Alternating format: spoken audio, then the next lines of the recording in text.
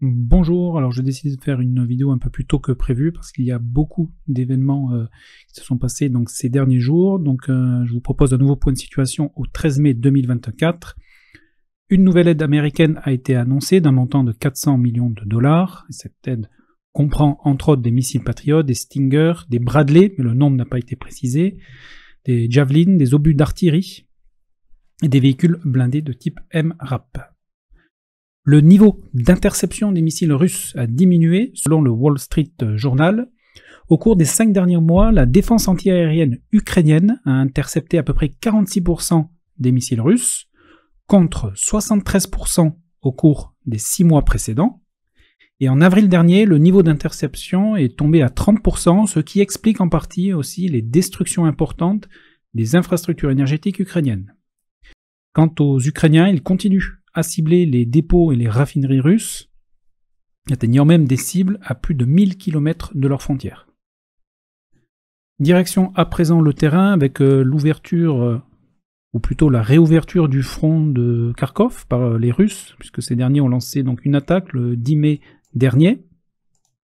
Nous sommes donc au 4e jour de l'offensive et vous pouvez observer donc en violet les gains territoriaux des Russes. Donc 2 attaques principales ici se dessinent, une à l'ouest et une à l'est depuis Murom. On va commencer avec ce secteur ouest où de nombreux blindés russes ont été détruits donc ces 4 derniers jours ou endommagés. Ici on a un BMP-2, ici on a 4 BMP et un camion qui ont été détruits, ici 3 BMP détruits au 10 mai. Et ce qui est frappant ici, c'est que les Russes progressent essentiellement avec leur infanterie. Donc des vidéos ont été enregistrées donc avec ces mouvements d'infanterie, donc qui sont souvent attaqués par les drones kamikazes ukrainiens et bombardés également. Mais ici, grâce à leur infanterie, ils ont réussi à s'approcher du village de Libovke, où il y a même eu un drapeau russe qui a été hissé aujourd'hui même. Au nord de la localité, il y a des positions fortifiées ukrainiennes qui, elles, ont été bombardées par l'artillerie russe hier dans la journée notamment. Donc, ce qui atteste qu'il y a toujours une présence de soldats ukrainiens sur cette partie nord, et il y aurait donc avec ce drapeau une présence russe dans la partie sud. Côté ukrainien, un obusier ici a été détruit le jour de l'offensive, donc un M777, et l'artillerie et l'aviation russe soutiennent les forces au sol. Donc ici dans ce secteur, le prochain objectif des Russes, c'est la ville de Liptsi, donc qui se situe ici un peu plus au sud. On va maintenant aller sur le secteur à l'est de Murom. Donc Murom, c'est cette ville ici qui est en Russie, dans la région de Belgorod. Alors ici, le village d'Oritseve a été rapidement capturé par les Russes. On a pu voir au 11 mai une compagnie entière d'infanterie russe ici progresser dans ce secteur. Donc pour ceux qui ne savent pas, une compagnie c'est à peu près une centaine d'hommes. On a pu également observer une vidéo ici où il y a 3 blindés russes en progression, toujours ce 11 mai. Et l'objectif clairement affiché des Russes ici est la ville de Volchansk, qui se situe ici. Dans cette ville même, un YPR néerlandais ici a été détruit au 11 mai, donc c'est un véhicule de combat d'infanterie. Les Pays-Bas ont livré à l'armée ukrainienne. Donc un de ces véhicules ici a été détruit dans les combats. Et on a également ici un BTR-82 de la Légion des volontaires russes. Donc pour rappel, ce sont des Russes qui se battent pour les Ukrainiens. Donc ici, ce blindé a fait feu sur les positions russes à courte portée, donc ce qui sous-entend que les éléments avancés des forces russes se situent dans ce secteur. Donc je dézoome pour bien vous montrer. Voilà, donc ce qui veut dire que les combats pour la ville de Volchansk ont démarré. Et d'ailleurs, cette ville de Volchansk a été particulièrement bombardée le jour de l'offensive, donc au 10 mai. Et donc vous avez la vidéo ici de ces bombardements sur la localité. Et d'après les Ukrainiens, les Russes ici auraient engagé 5 bataillons dans les combats urbains. À l'est de Volchansk, les Russes ont ciblé plusieurs ponts. Alors ils ont d'abord en partie détruit le pont sur Zibinier, donc qui se situe ici exactement. Et un peu plus à l'ouest, par contre ici, ils ont détruit un petit pont sur la commune de Tiké, donc on voit ici. Et ce pont ici a été détruit par une frappe de missile. Et un autre pont a été détruit un peu plus au sud, sur la commune de Stary Saltiv, donc ce pont ici. Exactement. Alors la particularité, c'est que ce pont était déjà détruit il y a 2 ans, le 3 mai 2022. Et donc le 11 mai de cette année, il a de nouveau été détruit. Par contre, ici, j'ai un petit doute de savoir quelle est l'armée qui a détruit ce pont. Depuis le début de cette offensive, les Ukrainiens ont également enregistré des pertes. Alors tout d'abord, le 10 mai, le jour de l'offensive, un Bodan a été détruit au sud de Borchova. Donc Borchova, ça se situe ici exactement. Et donc le Bodan, il est là. C'est donc un Lancet qui a détruit donc ce canon automoteur. Et toute proportion gardée, c'est l'équivalent du César dans l'armée ukrainienne. Et les Ukrainiens ont également perdu un lance-roquettes multiple au nord-est de la ville de Kharkov, ici. Voilà, exactement le 11 mai, par un tir de missile Iskander. Mais par contre, impossible de déterminer s'il s'agissait d'un vampire ou d'un grade. Vous avez des vidéos ici de cette destruction au 11 mai. Les autres informations donc sur le front de Kharkov, c'est que les Ukrainiens sont en train d'acheminer des renforts, et un nouveau commandant de région a été nommé dans leur armée. Donc il s'agit du général Drapatoy, excusez-moi si je prononce mal, mais il a donc été nommé aujourd'hui même. Donc voilà pour les informations essentielles sur le front donc, de Kharkov. Nous allons maintenant nous diriger sur le front de Louhansk, en commençant avec le secteur de Tabaïvka, ici où un char ukrainien a été détruit ici au 11 mai 2024. Aucune évolution sur la ligne de front, à l'ouest de Kolo-Michika. Les Russes ont repris du terrain et ils ont également perdu au 11 mai un char ici dans les combats. On continue sur la ligne de front, on va maintenant aller à l'est de Chervonopopivka. Donc c'est ce village ici. Un grade russe ici a été détruit au 9 mai par un drone kamikaze ukrainien. On continue maintenant le secteur de Terny, plus précisément à l'est de Zarishne. Zarishne, c'est cette commune qui est ici. Une attaque russe a été repoussée au 13 mai. Donc cette attaque comprenait 2 chars et 3 BMP, donc qui se sont lancés à l'attaque des positions ukrainiennes. Drones kamikazes et artillerie ukrainienne ont détruit tous les engins blindés de cette attaque. Direction la région de Siversk. Pas d'évolution sur la ligne de front. Sur Bilorivka, au nord, les positions ukrainiennes dans la forêt ici ont été bombardées avec un TOS au 12 mai. Direction le complexe industriel. Alors on parle de complexe industriel, mais ici tout est rasé. C'est apocalyptique comme terrain. On a noté ici la présence d'un char russe au 12 mai, donc qui fait feu sur les positions ukrainiennes qui se situent donc dans le secteur en face de sa position. Ce char a été attaqué par un drone kamikaze, mais ça ne l'a pas empêché de continuer sa route et ensuite faire demi-tour et se replier vers ses lignes. Ensuite, à l'est de Verkhnomanskie, donc Verkhnomanskie, c'est cette localité ici, il y a une position fortifiée ukrainienne ici, matérialisée notamment avec des tranchées. Et au début du mois, donc il y a une dizaine de jours, les Russes ont tenté des approches dans ce secteur et ils y ont perdu plusieurs blindés, donc ils sont matérialisés ici, sur la carte.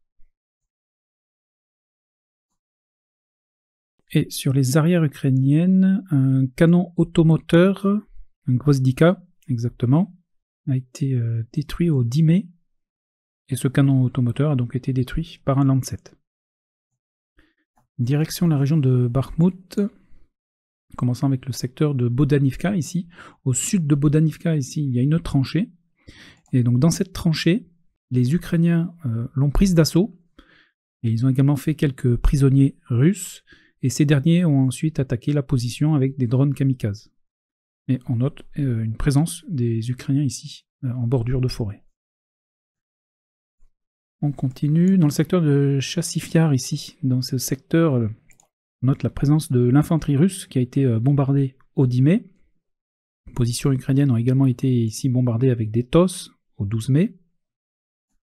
Une tranchée ici, dans les faubourgs, a été bombardée par les Ukrainiens, donc ce qui atteste de la présence des Russes dans ce secteur. On continue, on note ici une augmentation des gains de terrain russes dans le secteur de Ivanivsky. Il y a toujours une partie de la zone grise ici dans le centre, mais les Russes, comme vous pouvez le constater, ont repris ici du terrain, donc toujours en direction du canal. On continue, on arrive maintenant dans le secteur de Klishivka, où au nord-est du Klishivka, 3 blindés russes ont été détruits au 10 mai. Donc ici exactement, donc il s'agit d'un MTLB, d'un BMP2 et d'un Brem. Côté ukrainien, ils ont perdu un char, encore un, ici au Dimé. Ce char a donc été détruit par un drone kamikaze russe. Et sur la commune de Stupochki, donc qui est ici, là également, un autre char ukrainien a été détruit au Dimé, cette fois-ci avec un obus Krasnopol. Au sud-est du village de Stepanivka, excusez-moi, donc Stepanivka c'est ici, ici c'est un S-300 ukrainien qui a été détruit par un Lancet au 10 mai 2024. Et enfin, un dépôt pétrolier a été bombardé le 10 mai sur Rovenki. Je vais vous montrer où ça se trouve. Donc le bombardement a eu lieu le 10 mai et le dépôt pétrolier est ici exactement. Apparemment, c'est des missiles Attack-MS qui ont été utilisés. Retour sur la ligne de front. On arrive maintenant dans la région donc, de Donetsk. Pas d'évolution sur le saillant de Ocheretine. L'infanterie russe ici a été bombardée dans la zone grise, ce qui n'a pas entraîné de modification donc, sur la carte. Ensuite, léger gain de terrain pour les Russes au sud de Solovyové, qui se trouve ici. Tout comme des gains de terrain à l'ouest de Semenivka, matérialisé ici en violet. Sur la commune de Novoselivka, Percha, ici c'est un Abrams qui a été détruit au 11 mai avec un obus Krasnopol. Un Bradley ici a été endommagé par un Lancet. Alors je dis endommagé car la vidéo est assez courte. Après la frappe, on ne peut pas constater la destruction du blindé, donc dans le doute, je mets endommagé ici au 13 mai. On continue sur la ligne de front, léger gain de terrain également pour les Russes dans le secteur de Oumanskie, comme vous pouvez le constater. Sur le secteur de Netelyové, ici, les Russes ont progressé dans le centre du village, où leur infanterie a été attaquée par des drones kamikazes ukrainiens. Au nord-est du village de Netelyové, ici, dans la zone grise, les Russes ont perdu 2 BMP-1, au 10 mai, tous les deux. Et un peu plus à l'ouest, ici, sur le secteur fortifié, c'est les Ukrainiens ici qui ont perdu un char détruit par un drone kamikaze russe. On continue sur la ligne de front. Gain de terrain au profit des Russes sur le sud de Pervomaïskie, donc en direction de Nevelskie, ici, qui reste toujours aux dernières nouvelles sous contrôle des Ukrainiens. Dans le secteur de Krasnohorivka, ici, les Russes se sont emparés de l'entièreté du réseau de tranchées qui était occupé donc par les Ukrainiens jusqu'à présent. Le réseau de tranchées qui était assez important et qui n'avait pas pu être attaqué frontalement. C'est pour cette raison que les Russes avaient attaqué au nord et au sud, forçant les Ukrainiens à battre en retraite. Les Russes ont pris le contrôle de la zone industrielle, qui se situe ici. Donc les combats ont lieu maintenant dans la partie nord de Krasnohorivka. Sur la partie sud, ici, on a noté que 2 blindés russes avaient été détruits au 11 mai. On a un MTLB ici et un BMP-2. Et l'infanterie russe a également été détectée dans la partie ouest, ici, à l'ouest exactement de la gare ferroviaire. Et également un petit peu plus au sud, ici, toujours ce 10 mai. Donc les Russes continuent leur progression. On continue sur la ligne de front, pas d'évolution dans le secteur de Eorivka ni sur Pobieda. À l'ouest de Pobieda, ici, on note la destruction de Léopard 2. Ce char a d'abord été endommagé et abandonné au 10 mai. Et le 12 mai, les Russes l'ont achevé avec un obus Krasnopol. Pas d'autres informations dans le secteur de Novo-Mikhaïlivka. On note une légère progression ici des Russes au nord de Volodymyrivka ici, en leur faveur. Ce qui nous porte à présent sur le front de Zaporizhia, où l'on va commencer donc sur les arrières des Ukrainiens, puisque ces derniers ont subi encore des pertes.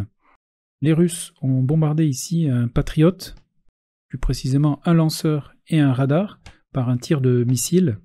Alors même si on ne peut pas confirmer la destruction avec les images, le système est lourdement endommagé. Et toujours sur les arrières des Ukrainiens, ici ce sont 2 Mi-24 qui ont été détruits par une frappe de missile, détruits au sol.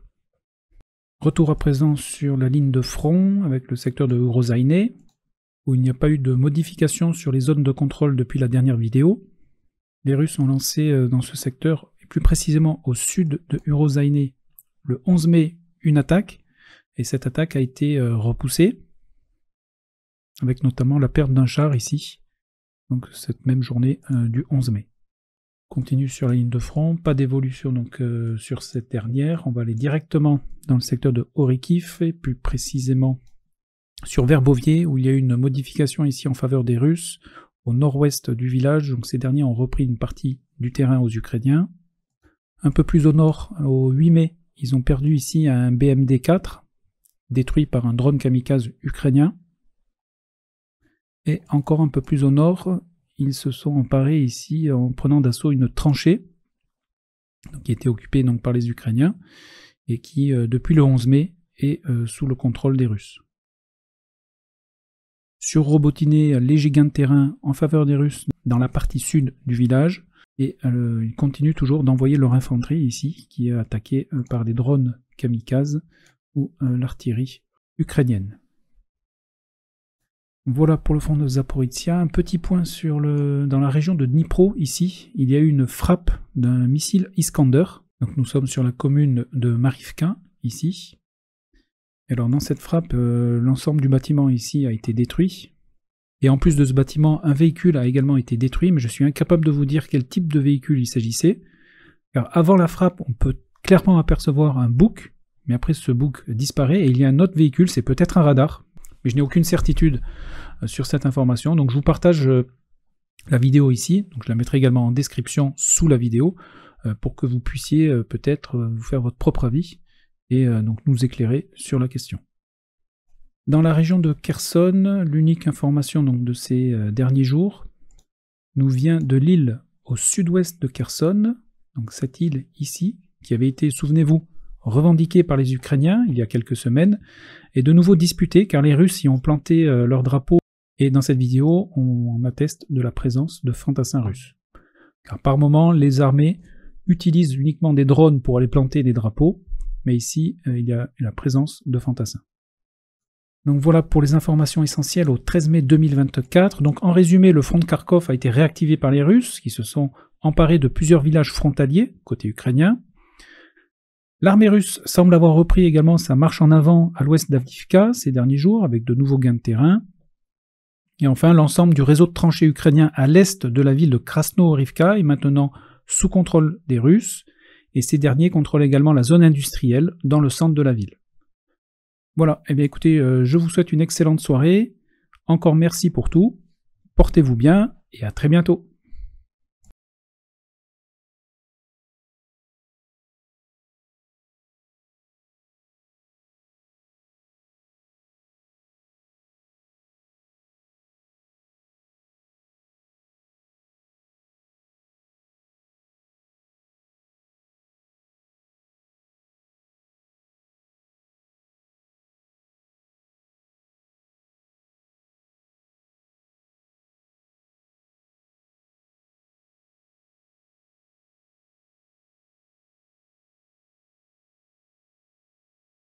Dans la partie sud du village, et ils continuent toujours d'envoyer leur infanterie ici, qui est attaquée par des drones kamikazes ou l'artillerie russe, ukrainienne.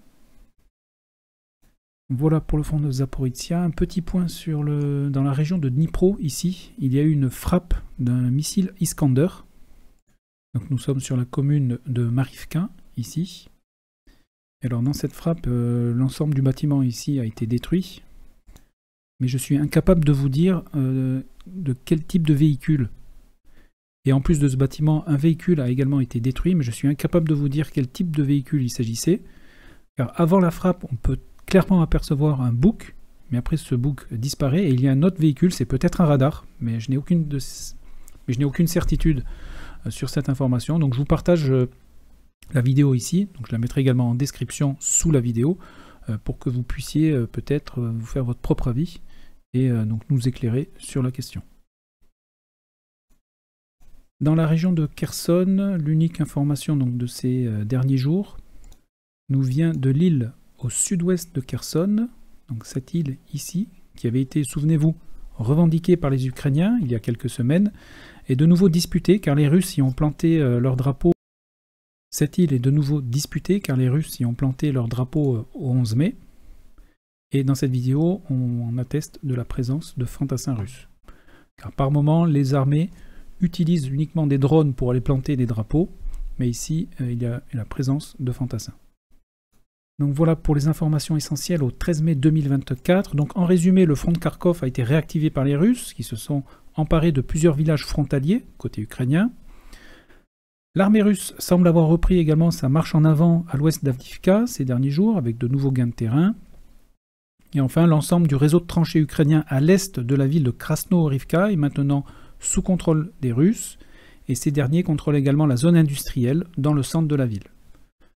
Voilà, eh bien écoutez, je vous souhaite une excellente soirée, encore merci pour tout, portez-vous bien et à très bientôt.